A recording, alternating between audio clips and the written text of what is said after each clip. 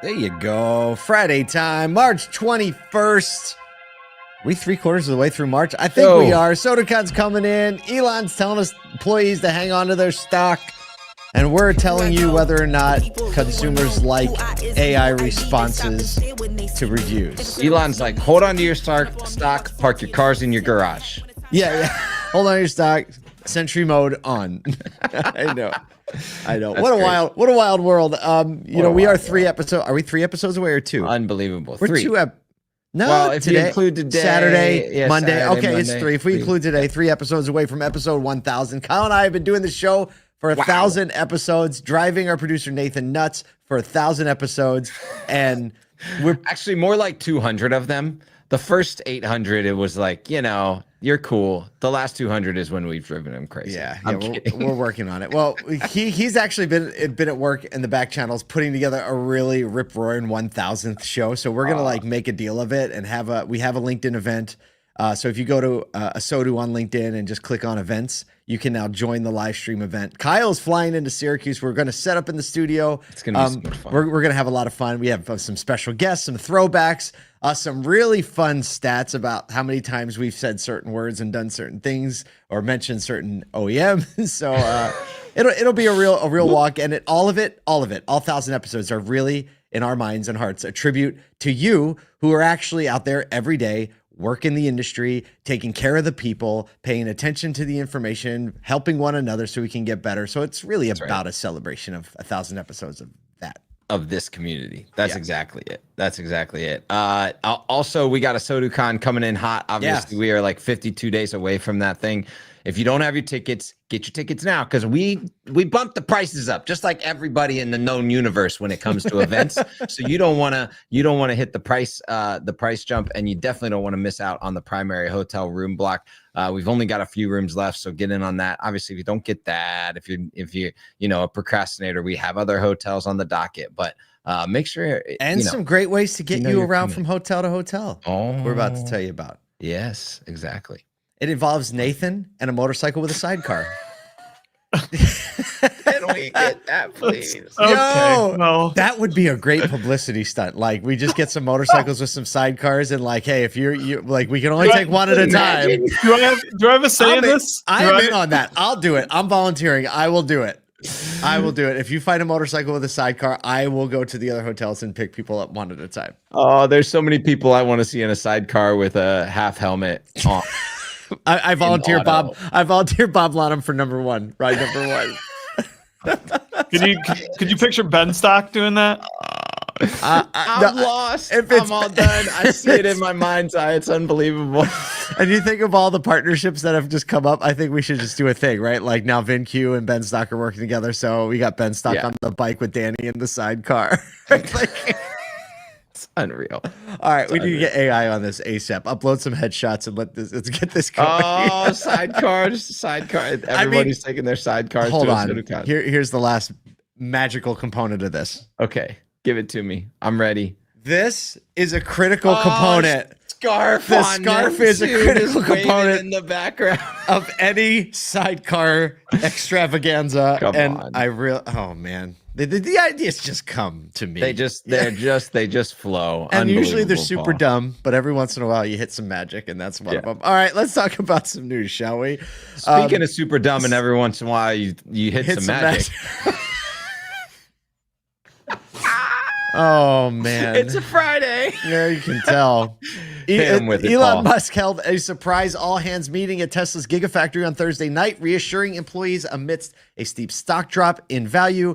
He urged employees and investors to, quote, hang on to your stock, while prompting Tesla's Cybercab and Optimus, or promoting the Cybercab and the Optimus robots. He addressed the stock drop, which has lost roughly half of its value since December, attributing future success to autonomous driving and AI. The operations team being tasked with ramping up Cybercab production, which Musk says will use a high-speed electronics-style manufacturing process. So basically, he said these were pushing the limits on manufacturing. I read through most of the meeting.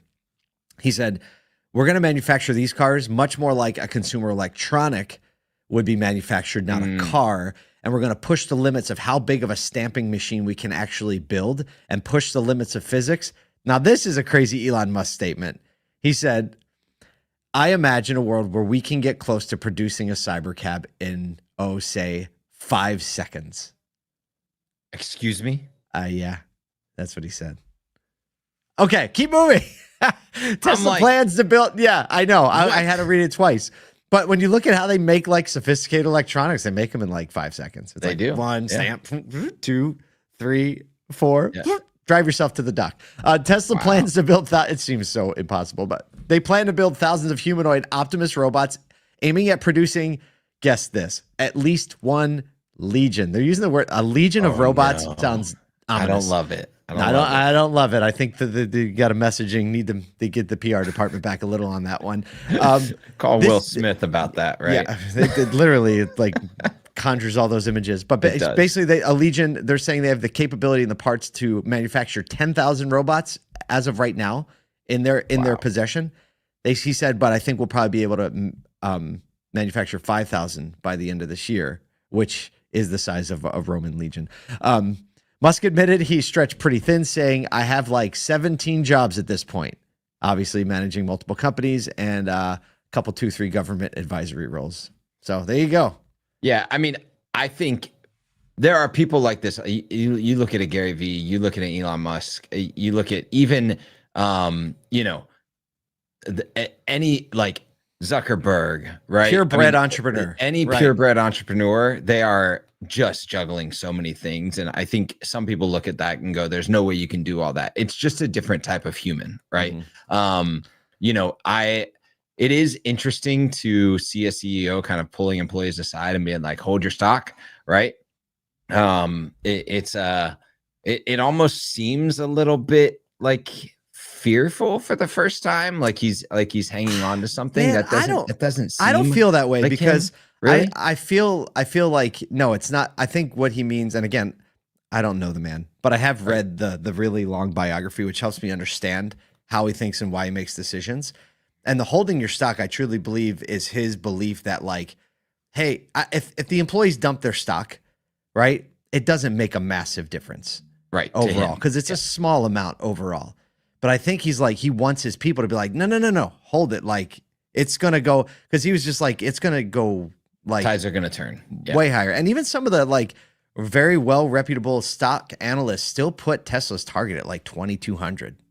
I'm sure it is. Without a doubt. Because like, it's not just about the cars and the Teslas. He obviously spoke about the Teslas but they didn't talk at all about politics. Employees were allowed to ask questions.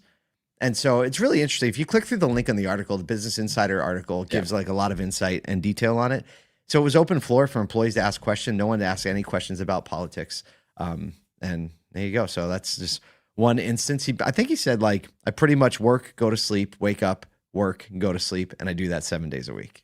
Which is something I've heard in the book, right? It's not out of the ordinary for him to just do that. It's just a different type of human. And these different type of humans, like you look at X stock right now, it's rebounding fabulously. Different types of humans also just find a way, right? And I think that's like where we come back to like Elon's a car guy, right? They just find a way. The entrepreneurship of a quote unquote car guy, car gal is just, I'm going to find a way. So I think Tesla's going to rebound, and this Cybercab, I think if they pull it off, it will be insane. It'll be a massive. If they can pull it off, a lot of questions still, but there you go. I wish I had a better segue for this one, but I don't. A lot of people are trading in their Teslas. Speaking of trade-ins, segue time. The National Auto Auction Association reports that 2024 saw the highest number of vehicles sold at auction since 2020, marking a strong recovery for the wholesale market. Their member auctions moved nearly 7.6 million vehicles in 2024, which is a notable rebound. Of the 12 million vehicles offered, 61.3% were sold, the second highest conversion rate ever recorded. So these vehicles are rolling. Wow. Average wholesale price fell 5% to $13,921, but volume gains helped drive the total sales to over $105 billion. They credit auctions as, quote, the backbone of vehicle remarketing, offering vital services, redistribution, logistics, reconditioning, titling, and all those services. Here's a quote from Larry Dixon, Vice President of Auction Data Solutions, says, our members reported year-over-year growth despite all the headwinds. Well, you know what I think this actually points to, in my opinion, the heightened the increase in wholesaled vehicles is because I think that dealers are getting a lot more savvy as to the type of inventory that works for their lot. Right. We haven't seen like massive increases in day supply. So it's not like there's a lot of offload and 60, 90 day vehicles that are going to that. I think it's actually a bit more strategy when people are saying that's not the right car for my lot. That's the right car for my lot. And they understand profitability. They understand their buyer base a bit more. And so that's just going to increase the wholesale market transactions happening because dealers are trying to find the right car for the right lot. Well, look, I think dealers are definitely getting smarter about the inventory. This is just another indicator. I love seeing its high since 2020. You know, that part where everyone like sent their stuff to the auction. Everybody. I still one of my greatest accomplishments, I think, was buying a vehicle right at peak panic mode. So smart. I was like, you just hit the dial at the right time. I got a sick deal on a fully loaded Navigator with 45,000 miles. I got it for 58 grand. So silly. I had to fly to Milwaukee to get it, but there was no one on the plane, so that was fine too. Yeah. And the toll booths were all closed on the way home. So. Oh my goodness. You just got out of it so easy. I know. All right, what are we talking about? We're talking about reviews. We're talking about reviews. Who should respond to online reviews is a question that Bright Local's consumer review survey has been trying to answer. They found that consumers actually prefer an AI-generated response over those written by humans. Very interesting. In 2 separate tests, a restaurant in 2024 and a vet clinic in 2025, 58% of respondents preferred AI-generated responses over human-written ones, so just slightly tipping the 50-50 scale. Right, this isn't saying that they knew it was AI. Right, exactly. Right, it's just like they preferred it. The way it responded, what it said. Yeah, exactly. 89% of consumers are more likely to shop at a business that responds to reviews, while 56% hesitate if a business ignores them. So that review response is extremely important. While consumers prefer AI written responses, 46% also say reviews, quote, feel fake if they seem review responses feel fake if they seem AI generated. So just if there's like a sniff of it. Similar kind of interaction with social media posts, ads, all of that type of stuff. I think, I was actually talking to a buddy yesterday that there's a growing audience that understands like what to look for, and the wider the adoption rate of AI, the more people are going to be keen to the like what to watch out for with AI. So I think that this may change over the next year. Yeah, it will. Well, so here are a couple sample responses, right? You're like, well, how different do they sound? So I'm going to read a response, the human response first that was generated, then the AI response they tested up against, seeing which one humans responded to better. Here's the AI. Here's the human version. Denise, we appreciate the confidence you have in Dr. Evans and the entire team at Animal Hospital. We value senior dogs as much as young pups and do everything in our power to keep them all healthy. Thank you so much for your kind remarks and terrific 5-star review. It means so much to us. That's the human. And here's the AI. Okay. Sup, dog? I'm just kidding. That was well played. It would be a good one. No, written by AI. Thank you so much, Denise, for your kind words and trusting us with the care of your senior pup. Dr. Evans and our entire team truly enjoy being here for you both. We're so happy to hear that you feel comfortable with the care we provided. Supporting pets and their families is what we're all about, and it means the world to us to know that we've earned your trust. We look forward to many more happy visits with you and your furry companion. Warm regards, Animal Hospital. The AI one's better. It absolutely feels more human. So I asked, when we were going to do the story, I asked GPT, I said, why would people prefer AI responses to reviews over human responses? And I think that there's a couple things in here. One was consistency in tone and quality. So when you think about like just, okay, review after review, and when people are like looking at these review responses, is there quality? Is grammar there? Is professionalism there?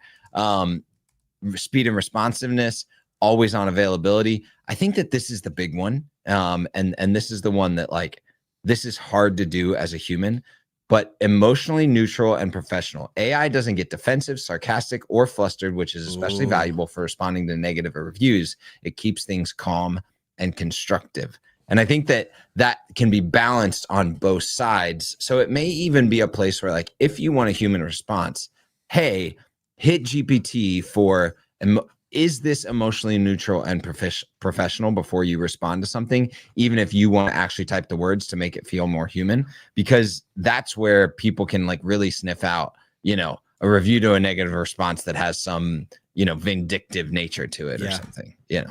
You get this. I just dropped both responses into GPT and I said, which one was more likely written by a human? It says the second one. Oh, it fooled itself. Fooled itself. It says it feels more genuine and conversational with phrasing like "so happy to hear," "being here for you both," and "for your companion." It uses empathetic language like "you mean the world to us." It says the structure and flow sounds more like a spoken note or a tone, and subtlety in expression. So there you go. AI thinks AI sounds more like a human. Like our native human instinct when writing professional elements is to over professionalize it sometimes. Yes. Right? Oh, absolutely. And that's where we get it's a major turnoff. People are like, this isn't real. This is fake. Hey, we hope we delivered on episode 997. I mean, we just try to give it our best swing every day. Episode 1000 cut up 3 episodes, but go to ASOTUCon.com and be with us in person in May.